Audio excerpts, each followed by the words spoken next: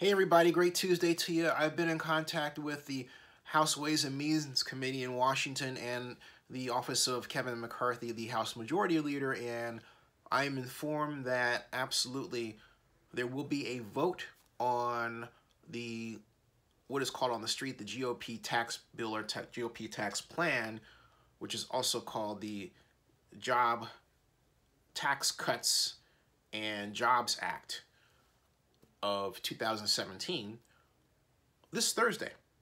Now, a number of reports had tried to give a wide field of a range of possibilities using the term, quote, before Thanksgiving, unquote. But I have a specific date, and that is November 16th. That's right, November 16th, Thursday. Remember, Monday was the 13th, today's the 14th, tomorrow's the 15th. The 16th of November is the day that the United States House of Representatives, the Republican-dominated United States House of Representatives, votes on the GOP tax bill. And why is that important? Well, it's important for the reason that you more than likely clicked on this video blog, because it has within it a provision, Section 3604, or if you like, 3604, which prohibits the use, and I'm using the term prohibits, not could possibly eliminate, or not maybe you couldn't use, prohibits, takes out, can't do tax-exempt bonds for professional sports stadiums. You cannot do it. You can basically say it's a piece of legislation that started because of the whole NFL anthem protest matter, and President Trump tweeting that the National Football League should not receive tax breaks if its players are going to not salute the flag. That would be a powerful, if you pointed to that, powerfully correct reason why Section 3604 is there. However, this part of the legislation has bipartisan support. For a number of years, arguably about 15 years, a number of elected officials, mostly Democrats, have had some form of legislation up for a vote that, if passed, would have prohibited the use of tax-exempt bonds to build sports stadiums. Just a few years ago, this was introduced in the House of Representatives about, I believe, 3 years ago, and it failed. Actually, 2 years ago, and it failed. That was brought by a Democratic legislation, and also the President of the United States encouraged, under Barack Obama, encouraged such legislation as well. Now it's back. So you have a bipartisan constituency formed in part because you have Democrats that felt that billionaire owners were getting tax breaks they didn't deserve for stadiums they should pay for, on the one hand, and then on the other, Republicans who were incensed, who fell in two camps. They were either like their Democratic friends, incensed that these billionaire conservatives were misusing the tax dollars in a way that benefited them, or you had another set of conservatives who believed that primarily the NFL shouldn't receive tax breaks because of the national anthem protest problem. You take all of them together and it spells the passage of, in some kind of way, in some form or fashion, the provisions that are now called Section 3604. In other words, there is now healthy bipartisan support for the removal of the allowance of the use of tax-exempt financing for professional sports stadiums. When that is finally passed, it will wreck the Raiders deal as we know it. Why? Because Clark County, Nevada, which is currently pointed to in the Southern Nevada Tourism and Investment Act, colloquially known as SB 1, the legislation that gave rise to the subsidy plan for the Raiders Stadium in Las Vegas will be rendered illegal. Why? Because Clark County is the organization that is pointed to float the bonds, the tax-exempt bonds, the general obligation bonds, in that bill. Clark County cannot float a general obligation bond for the Raiders Stadium if the GOP tax bill passes. It's that simple.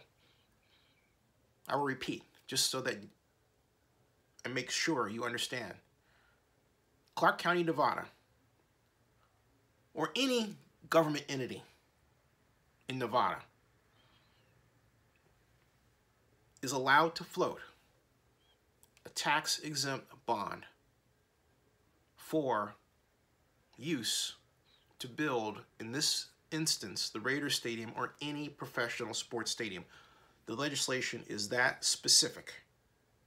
It is that specific. So you would say, what's the alternative? What can they do?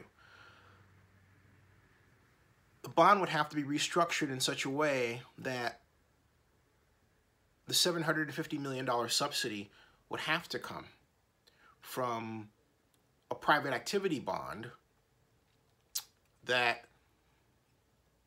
would have to draw its revenue source from the stadium itself or some combination of mixed-use developments around it, which will call for an entirely new plan. Now here's a new set of problems. Why? Because at 70 acres,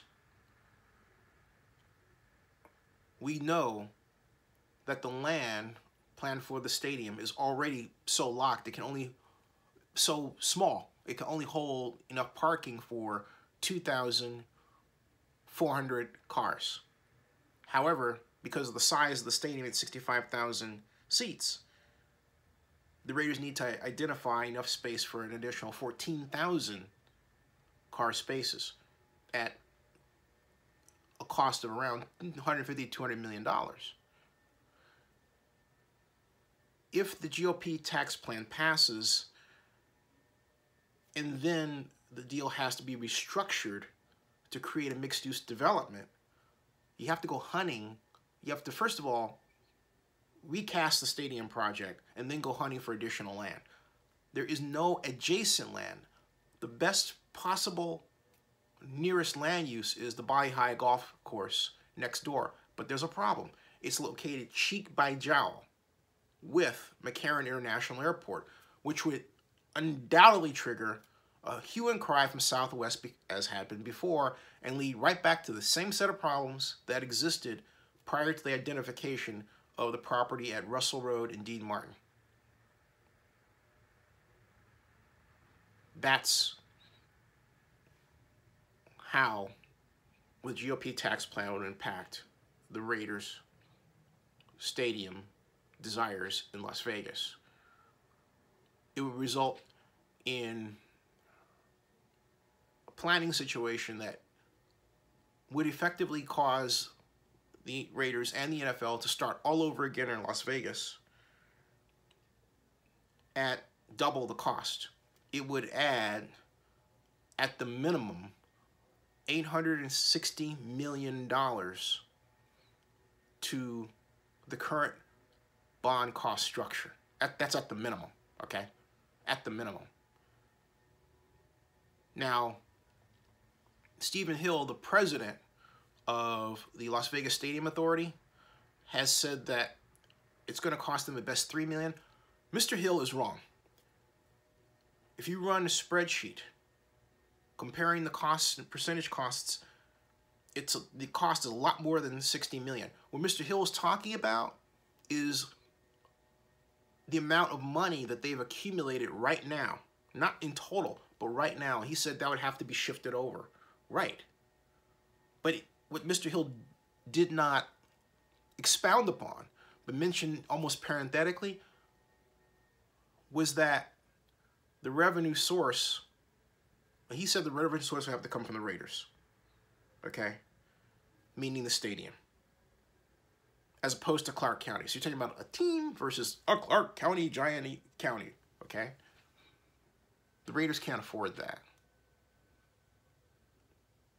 They would have to.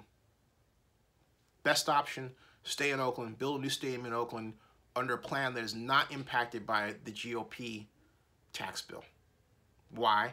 Because it was already stated to be a revenue bond, a private activity revenue bond, with its revenues coming from mixed-use development from Coliseum City in Oakland. Subscribe to Zinni62 on YouTube, bookmark zinni62.com, and my new blog, Oakland News Online. That's oaklandnewsonline.com. Thanks.